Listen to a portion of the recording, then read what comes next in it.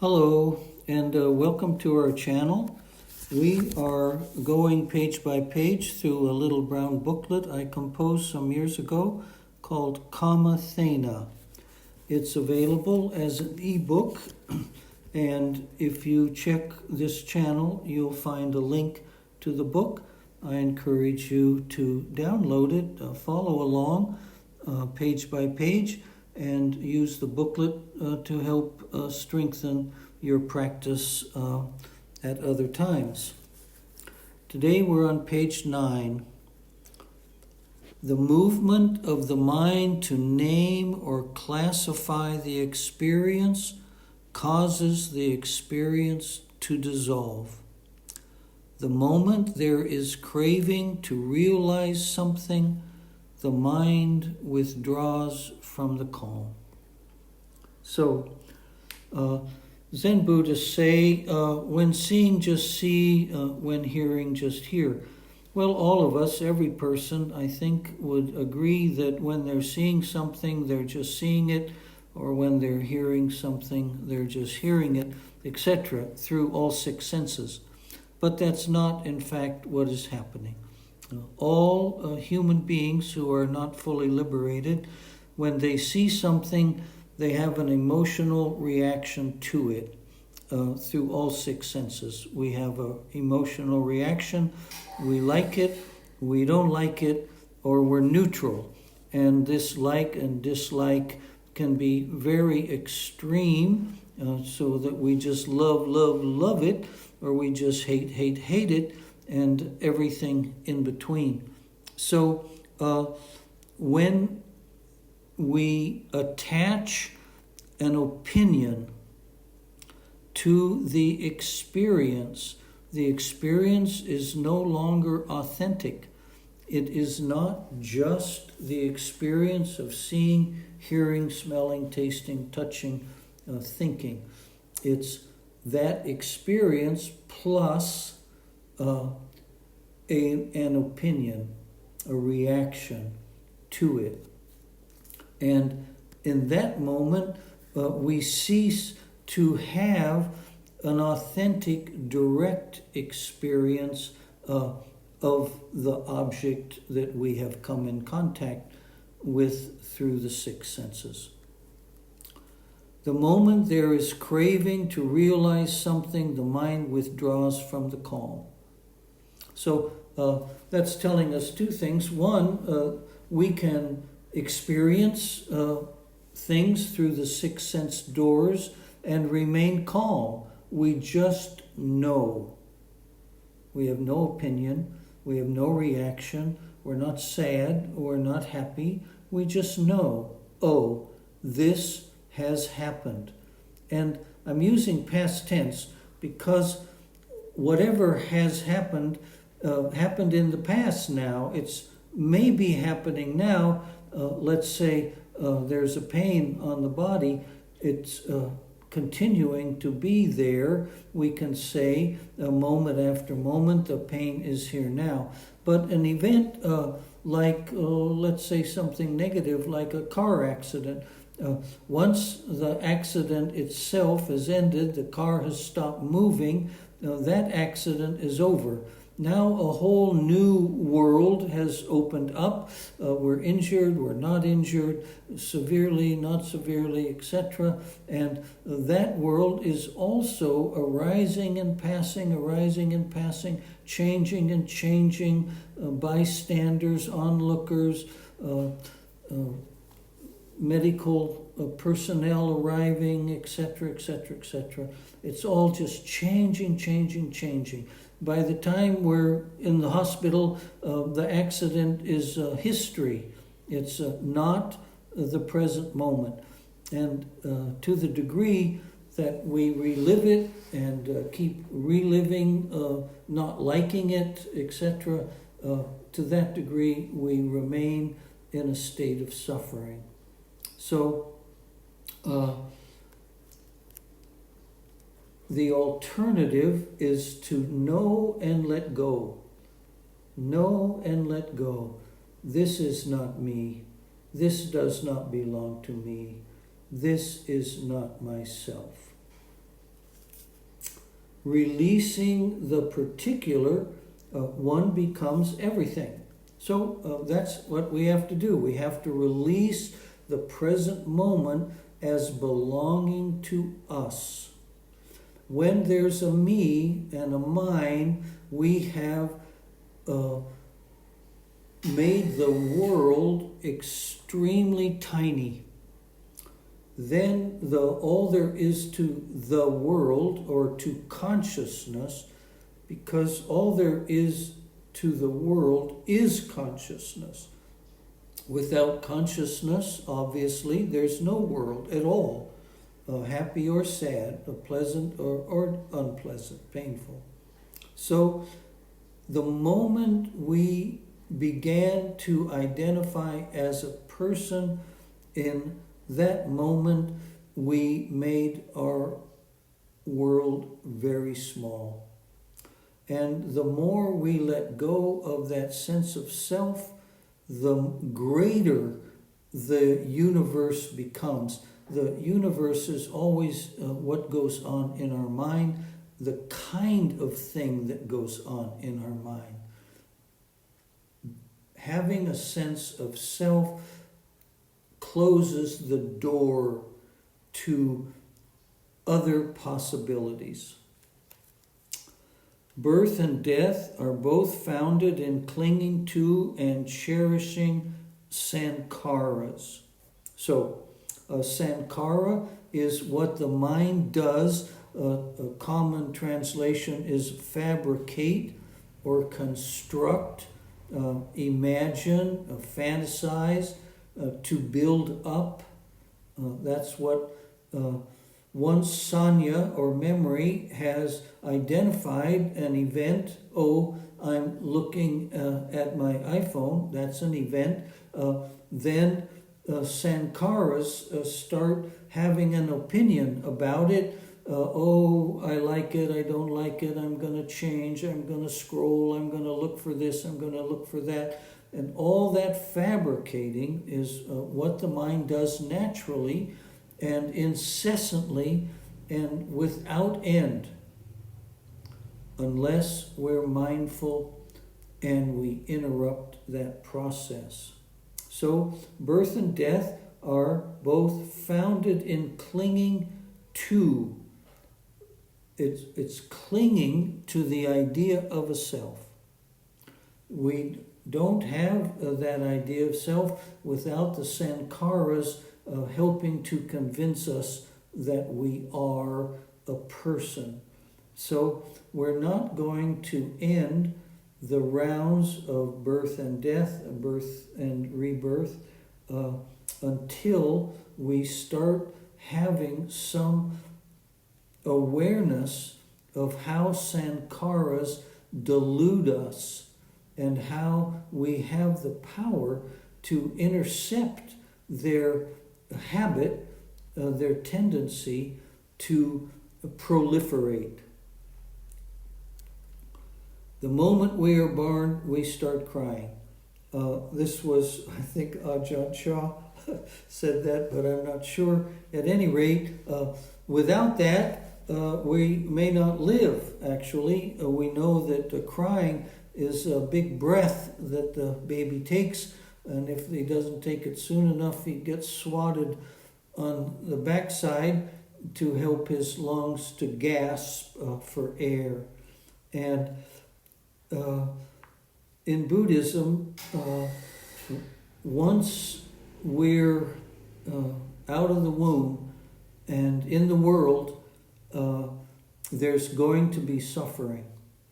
That's a law of nature, and no one can elude it. So a baby is a great example that life starts with us crying, and we spend the rest of our life trying not to have any experience that we don't like. And if they're powerful enough, our reaction to them rather is powerful enough, then we'll be crying a lot throughout our life. The world is whatever mental state is agitating you at the moment. Now, it's another way of talking about sankharas.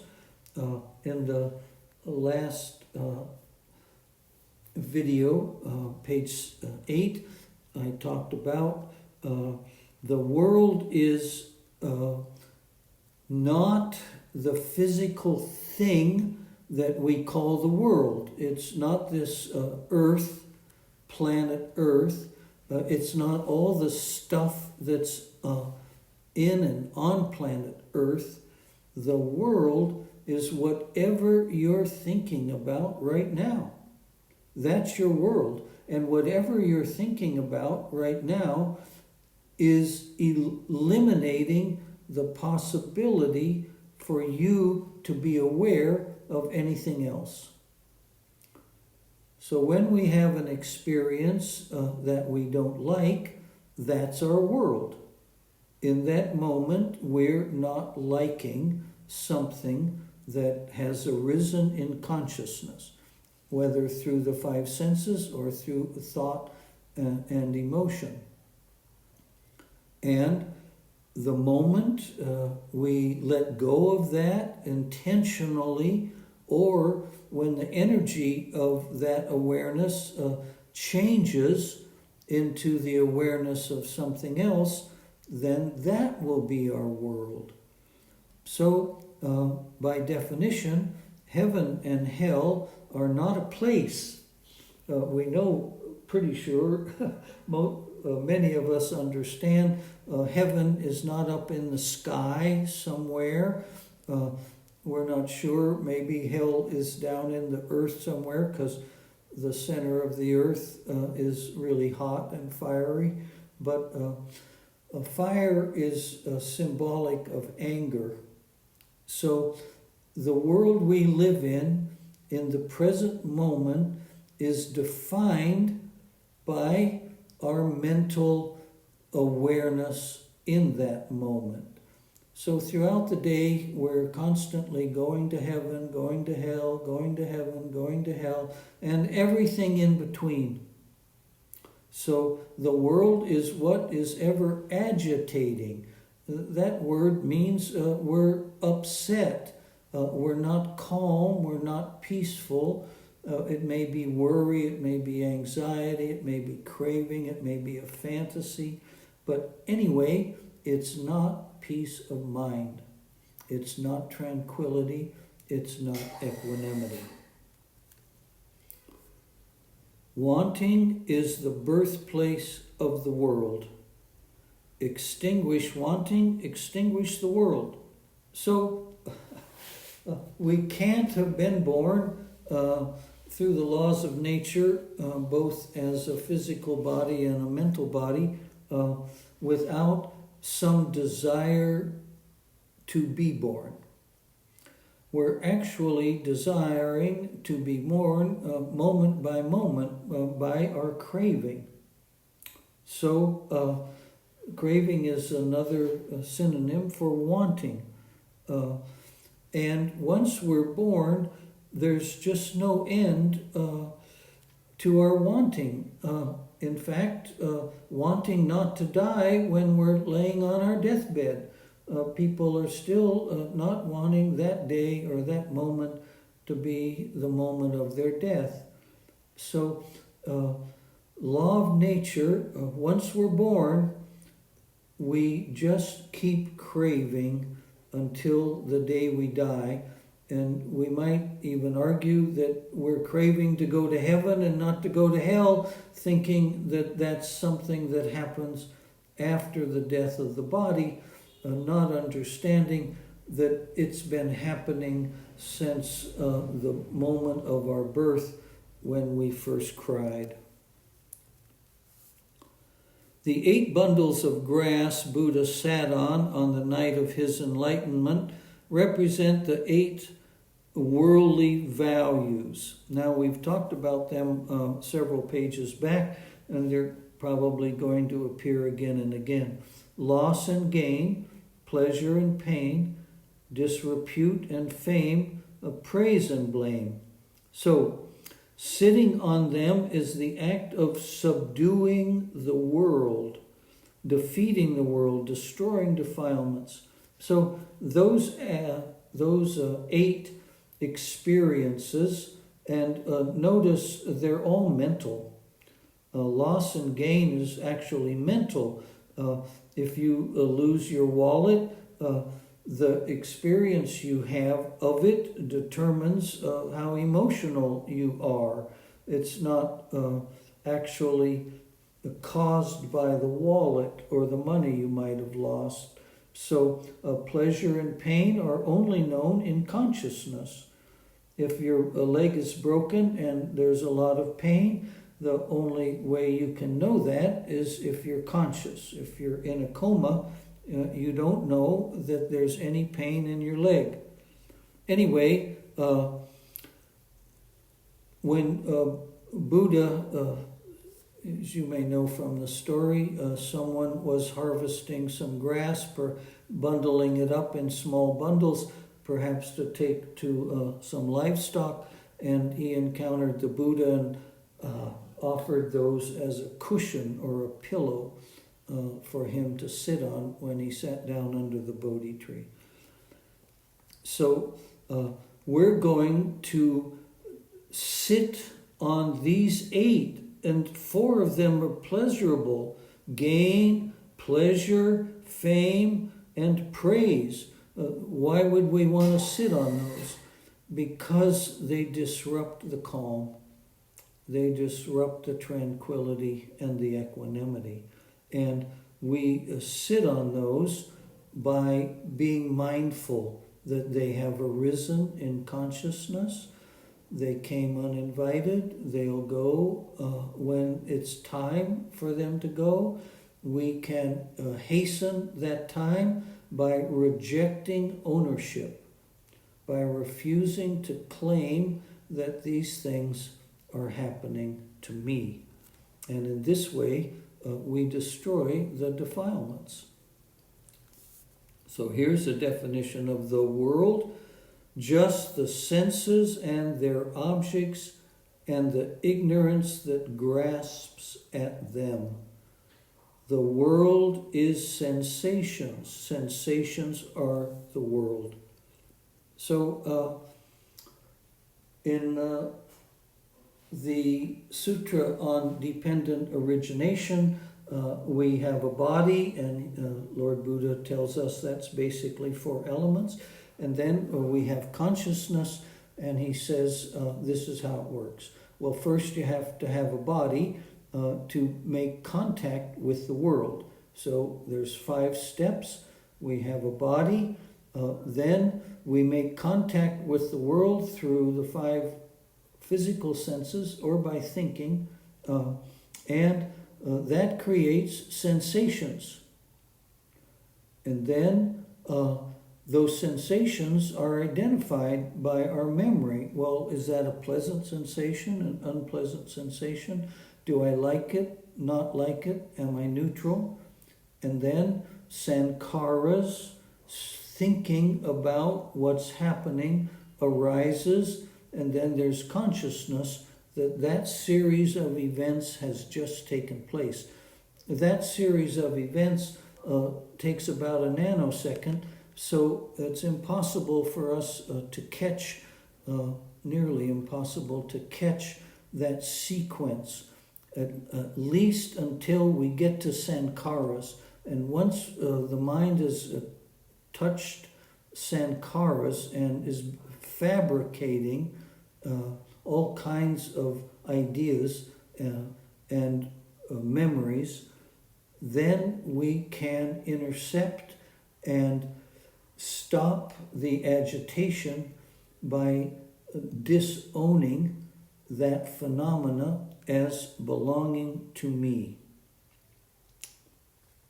So without what Buddha teaches, which is unique, as far as I am aware, no other religion that I'm familiar with says the world is just a world of sensations. typically what we believe is we look at something desirable. I'm going to just say some expensive jewelry. And we think we want that jewelry because it feels good when we see it. But the truth is, we get sensations on the body that we like. We don't know that's what's happening, so we project the pleasure onto the jewelry. The jewelry has no value except what you give it. There's a saying in the Bible, don't throw pearls before swine. A pig has no idea what a diamond ring is. No need to put a diamond collar on its neck. It doesn't appreciate it. He'd rather have some garbage to eat.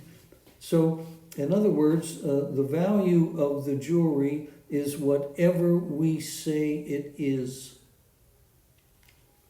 And we like the sensations. That's what we're reacting to, but we think we're reacting to the jewelry. And because the sensations arise and pass away with great rapidity, so fast on the nanosecond level, they never last. Even if we buy the jewelry, we're so high, we get such a high to spend money and to take ownership of things, and then over time that pleasure disappears. Then we have to go buy something else. Even in the sensual world, pleasures on the body, with the body, no matter how pleasurable the experience may be, after some time we're back to, quote, normal. Then we have to go out and try to repeat it. What we're really after is the pleasure from those sensations. This world, the feeling in the mind of the beholder. So a minute ago, we talked about the world in another way. Whatever mental state is agitating us, this definition is the feeling in the mind of the beholder. Now, I like to separate sensations on the body that are pleasurable instead of using the word feeling. Feeling is, when I use the word, means an emotion. So a feeling of happiness, neutrality, or sadness. So whatever emotion we're having, that's our world. Whatever sensations we're having, that's our world. Mind objects come with the world. They are the world, give rise to happy, sadness, impermanence, and uncertainty.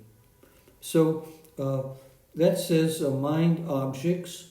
That means not in this case, we're not talking about your eyes seeing something, whatever it might be, something in the world, or your ears hearing, your nose smelling, your tongue tasting, etc. Saying mind objects. So all of those objects actually arise in the mind. And then what you do with your reaction to those objects becomes an emotion of happiness or sadness, of pleasure and displeasure, like and not like, etc.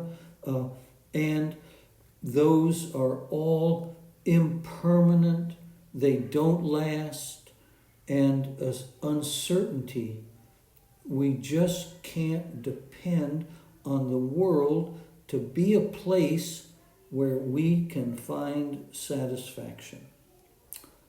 So the next one is Pali word, lokavida. That means the knower of the world. And in this case, loka, I believe, means world, knows his true nature and the nature of the world. So this is not someone who is deceived. This is not someone who is deluded. This is a kind of knowing that knows there is no one who knows, but there is knowing. Greed, hatred, and delusion, those are in the Pali language, loha, doha, and moha, are mankind's deadliest threat. If left unchecked, they will tear the world apart.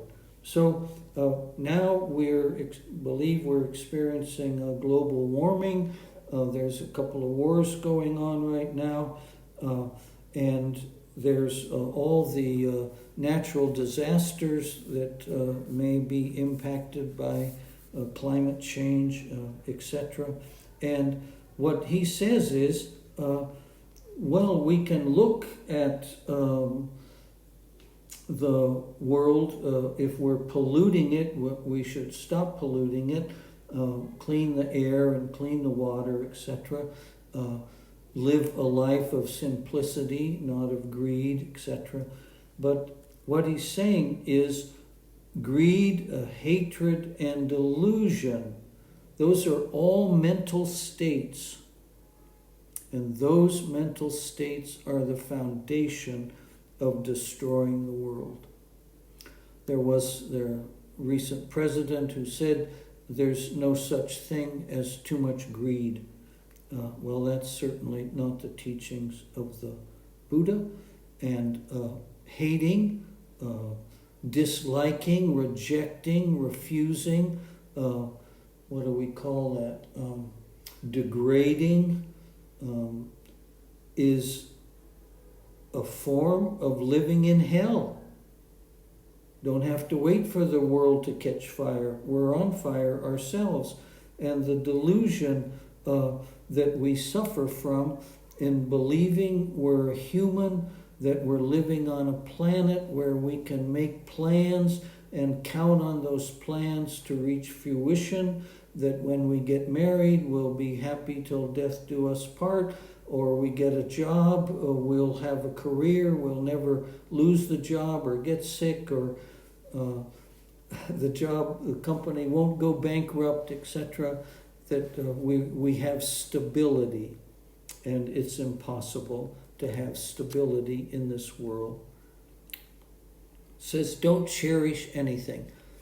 Now, what about our children, or what about our family, our parents, or our wife, or some other one that we love?